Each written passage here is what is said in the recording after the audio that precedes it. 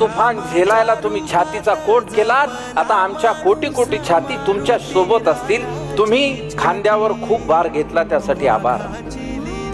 पण साहेब, हे सगळं करत असताना तब्येतीला मात्र जपा.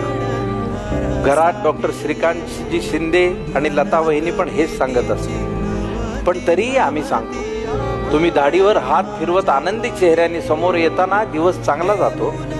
पण तुमचा आवाज जरा बसलेला वाटला की आमचा आवाज दबलाय असं वाटत राहतं. तुमच्या डोळ्यात जी उद्याची स्वप्न आहेत ना, ती आता फक्त तुमची राहिली नाही. ती स्वप्न तुम्हाला आमच्याही डोळ्यात दिसतील. त्यामुळे तुमच्या डोळ्यांना आणि शरीराला सुद्धा थोडा आराम द्या.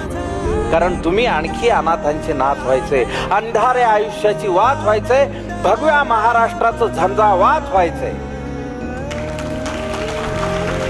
कायम तुमचाच असणारा सामान्य माणूस.